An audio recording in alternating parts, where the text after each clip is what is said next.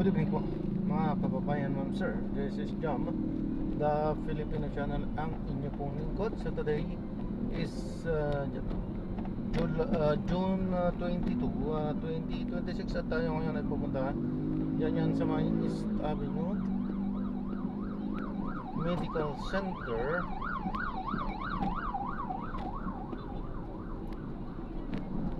Dito yan sa may East Avenue nga, Medical Center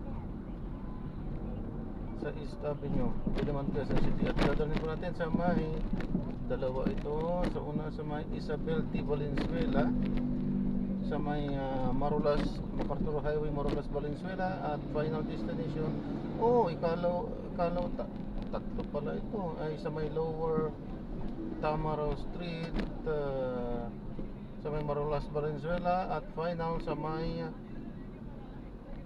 Silangan Park, Marulas, Valenzuela. Ano to? Silangan ba? O ayan, so magkakatabi lang yan naman.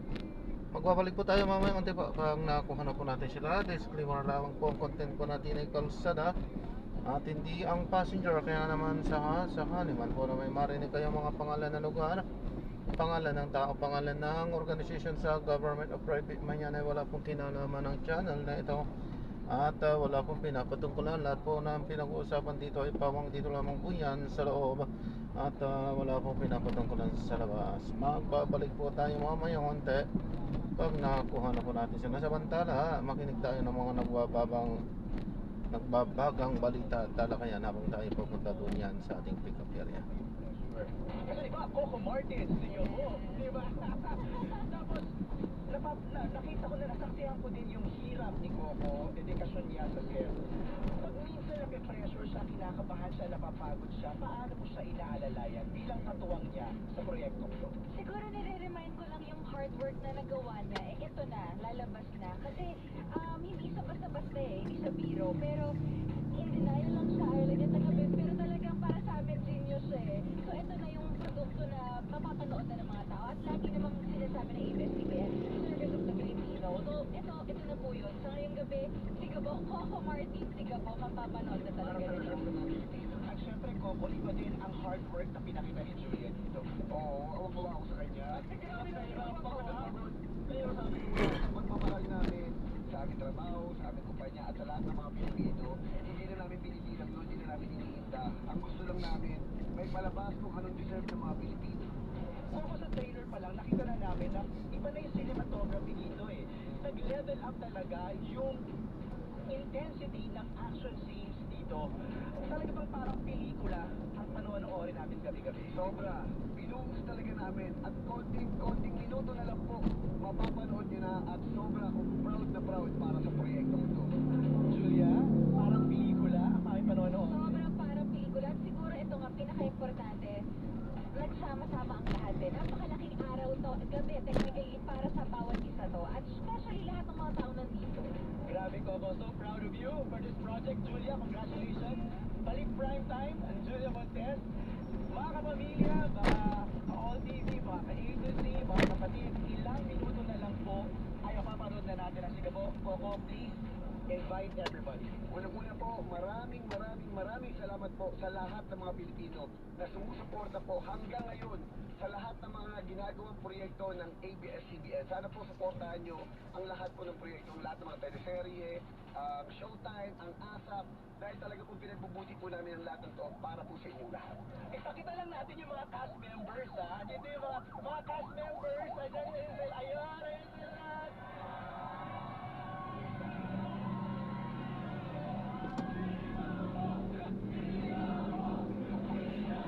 Ganyan karami ang cast members ni Coco. Ilan ang total count mo? 59. 59? Oo. Yung Batang Quiapo ilan? In 3 years, umabot kami ng 400. Pero ito ngayon, pilot pa lang nasa 50. Gaya ng pinag-usapan natin kanina, ito yung ini-envision mo. Oo. Na talagang, sa ano pala, simula pa lang, ay big story na lang siya. At syempre, para makapagbigay din ng hanap buhay para sa maraming Pilipino.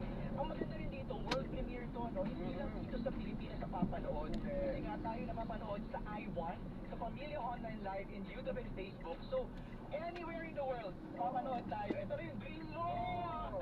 Proud to be Filipino! Yeah! Julia, ang invite please, everybody. Ayan, of course, sa lahat po na nanonood ngayon sa ang sulok man po ng mundo, sana po supportahan niyo po. Coco Martin, Sigabo, ngayong gabi na po, hindi lang po kayo papakapitin sa inyong mga upuan dahil sa ma-action gabi-gabi. Pakisiyahin din kayo, pakikiligin kayo, at marami po pong iba. Gabi-gabi po, sana po pakatutukan po ninyo. Ayan mga kapamilya, nasa screens nyo na po ngayon yung mga platforms kung saan natin ang tinuturo ng Biblia sa atin mga kapatid, pag nagpayaman ka, magpayaman ka rin ng pananampalataya. Pag umasenso ka, aasenso ka rin sa pananampalataya at paglilingkod natin sa Diyos mo natin. Laging sabay yun. At siyempre, priority ang Diyos doon, mga kapatid.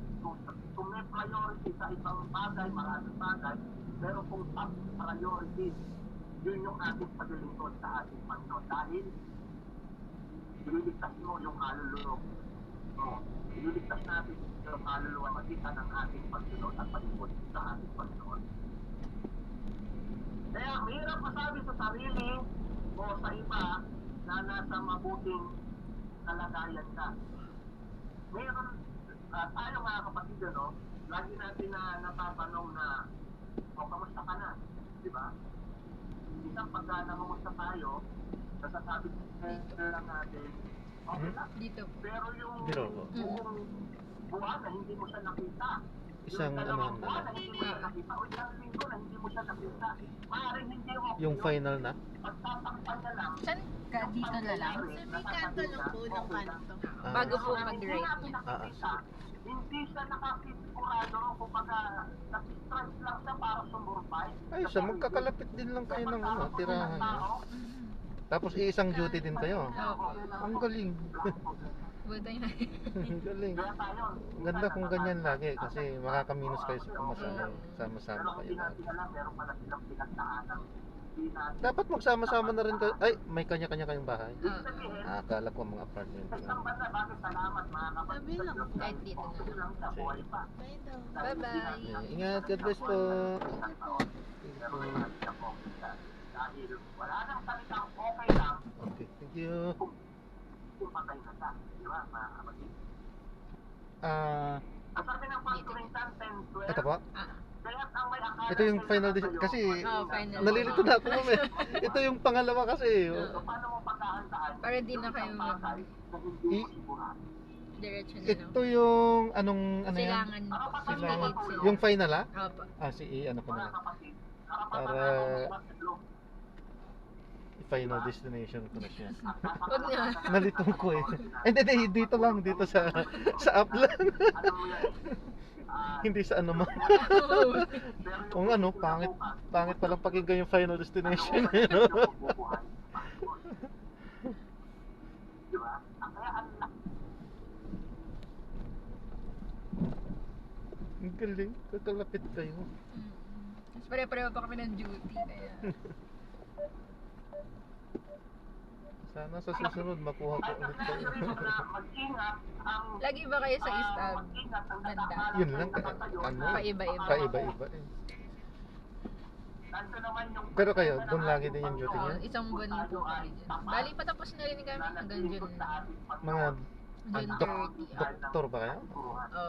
Mag-graduate. Graduate na. Chapter 28 mga kapatid. Ayos na matatapos na rin eh, no? Na Anong susunod dyan? Yung board? Anong Opo, tawag? board exam. Kayamanan, sikasan, kagandahan, Yun pa yung ano. Kapag ka matapos yun, talagang tapos na.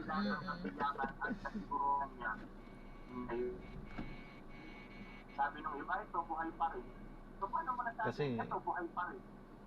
Ang realidad talaga sa atin, hanggat kailangan talaga makapasa kayo kasi hanggat wala yung resulta na yun, hindi kayo matatawag na doktor. Pinagdaanan na hindi natin nakita. Di rin makakapag ano. Oo. Meron siyang Kapag tapos lang ng college, ganun lang ano, pero yun nga, mga hindi ka doktor. Hindi mo magagawa yung Oo. iba sa circumstances natin. kahit dito na lang po sa tabi. Pangarap ko din sa anak ko kasi. Ano po ba yung ano niya ngayon? Nakayanan ng mga Elementary pa lang, Ay, grade 2. matagal mahaba-haba pa pala. Double check pa yung gamit mga kasama niyo, baka may naiwan dito. Thank you po. Ah, wala naman. tayo may Ingat po, God bless po. Salamat po. So, saan tayo makakahanap ng katiyakan at anong Ay, ma'am. kasiyahan at kasiguruhan ay Saan yung palabas ko? Pwede akong ano? Ikot lang hindi po dyan. magiging paasa. Ano, wala naman pong ibalilikuan. Susundan lang yan. Ah, batay siya. Okay, sige. Salamat po. Thank you. Habang tayo'y nabubuhay.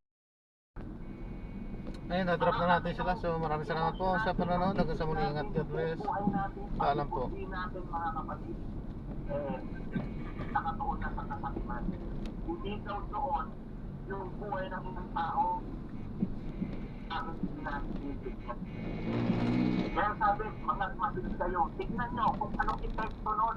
Tignan mo, magpasid ka kung anong magiging epekto nung isang patay na gusto makarating ng tao na isang tao nilugpok sa kasakiman.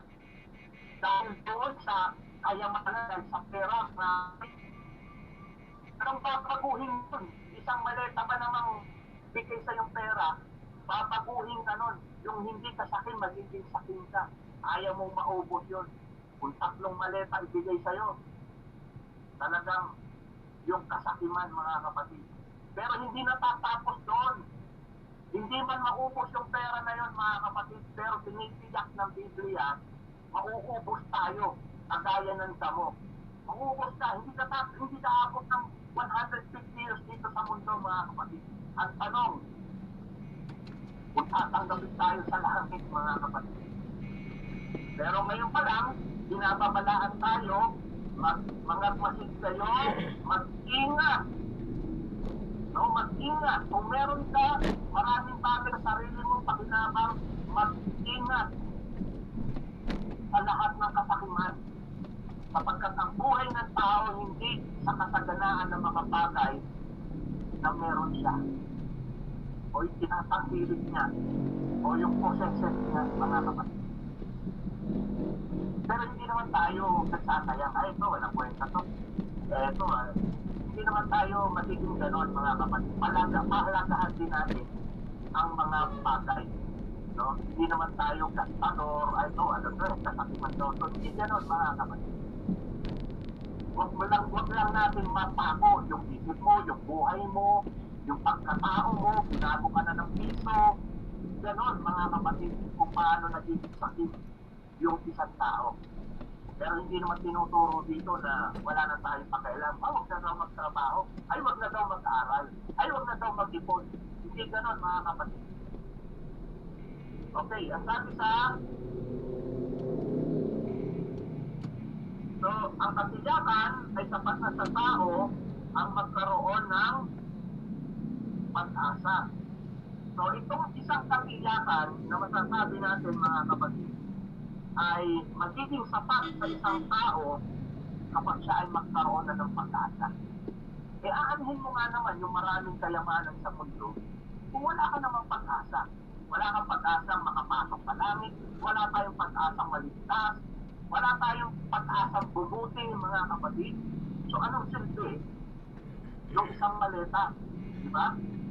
Nasabi dito sa 1 Timothy chapter 6 verse 19, na magtipon sa kanilang sarili ng isang mabuting pinasasaligan. Mabuting pinasasaligan, good foundation, para sa panahong darating. E may pinaglalaanan pala tayo bilang isang Kristiyano, meron pala tayong pinaglalaanan at dapat natin paglaanan.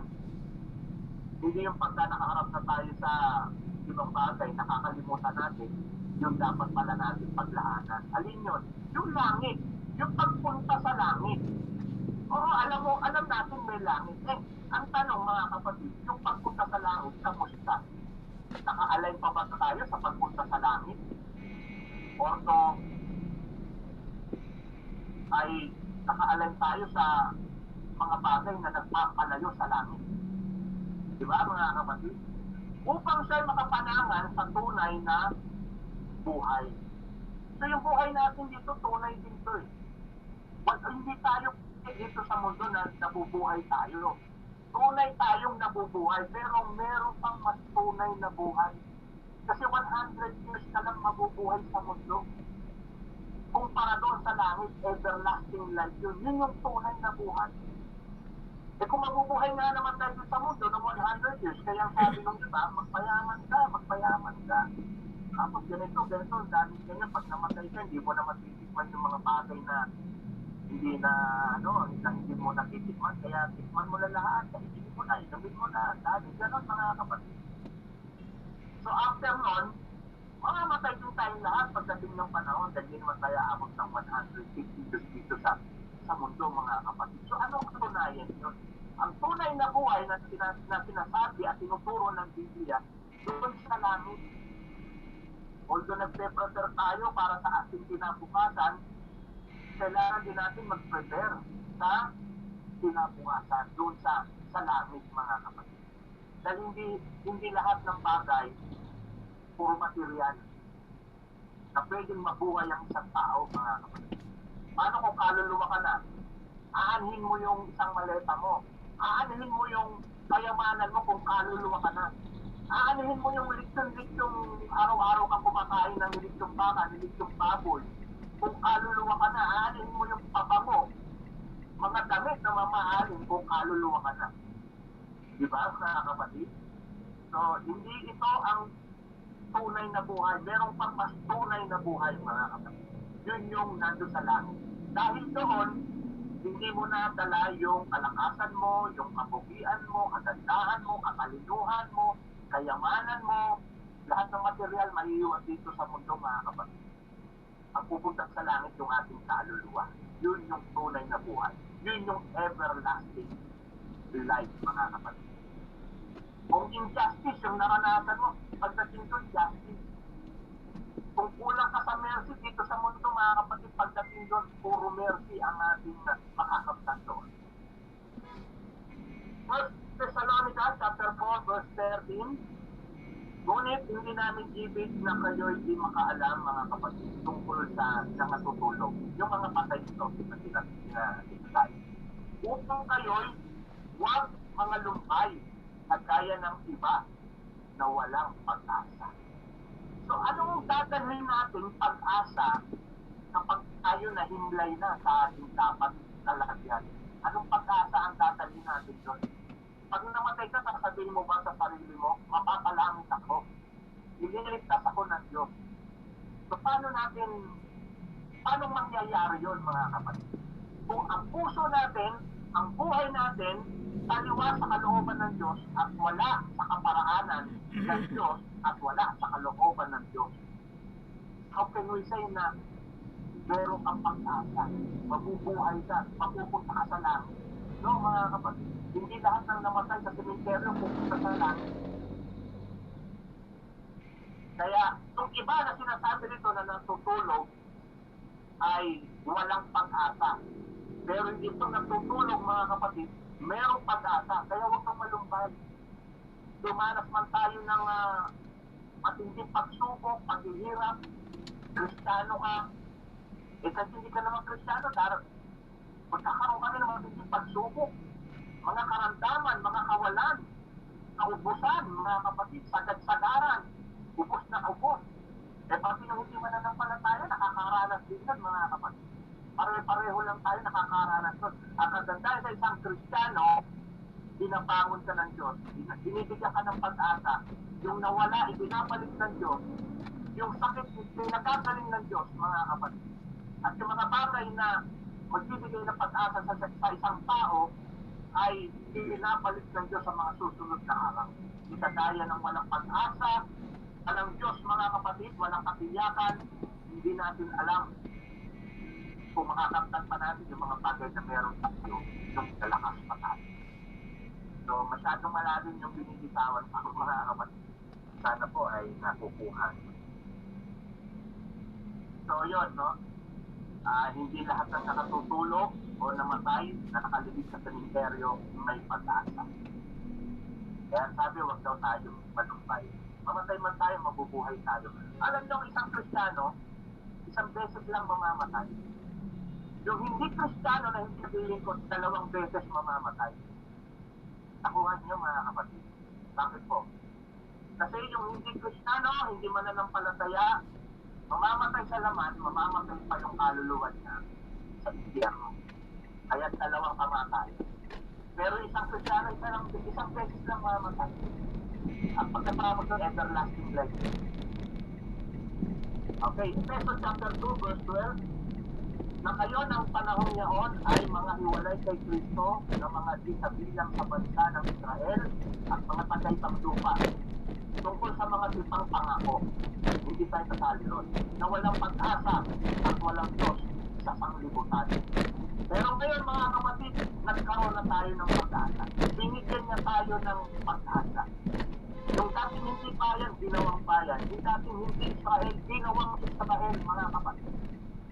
Alam niyo, Israel tayo sa Espiritu Santo. Sa dugo ni Kristo, mga kapatid, naging Israel tayo. Hindi daw tayo dating bayan, pero ginawa tayong bayan ng Diyos, mga kapatid. Kaya, yung kasapatan ng isang Kristiyano, kasiyakan ng isang tao ay magkaroon ng pag-asa. Kaya Israel ka, Israel tayo sa dugo, Israel tayo sa Espiritu Santo, mga kapatid. Sa dugo ni Kristo. Job chapter 7 verse 6, ang aking mga kaarawan ay matuling kaysa panghabi ng mga habi at nagugugol na walang pag-asa. Bakit po? Baka po walang direksyon, mga kapatid. Kaya nasabi ni Job, walang pag-asa. Nagpupukol tayo, nag-i-expect tayo ng maraming bagay sa buhay natin. Pero in the end, wala namang pinatutunguhan eh. Wala namang... Ayan, so hanggang dito na lang po tayo. Maraming salamat po sa panonood. Hanggang sa muli po. Ingat, God bless. Paalam po. Ng ibang bagay, mga kapatid. Yan, tatakpan ko po. For privacy. Sa isang bagay na alam mo naman, hindi ka magkakaroon ng katiyakan, ng pag-asa, ng tsansa, mga kapatid. Although sinasabi ng iba, try and try, until you succeed. Di ba? Yung try and try until you succeed, alam mo merong magiging bunga yun, mga kapatid. Yung sinasabi dito, yung suntok sa buwan. Alam niyo yung suntok sa buwan? Kikilos ka, walang plano. Gagawa ka, walang plano. Hindi mo iniisip. Kikilos ka, gagawa ka, magsasalita ka, hindi mo iniisip, hindi mo pinaplano. Kaya magpupugol lang tayo sa isang bagay na wala namang kapararakan, sabi mo, kapuluhan, o walang pag-asa, walang kahihinatnan, walang kasiyakan. Di nagsasayang lang tayo ng oras, mga kapatid. Ang buhay ng isang tao, sabi niyo, matuloy. Bukas, matanda ka na eh. Alam niyo ba? Susunod na araw, may edad ka na naman.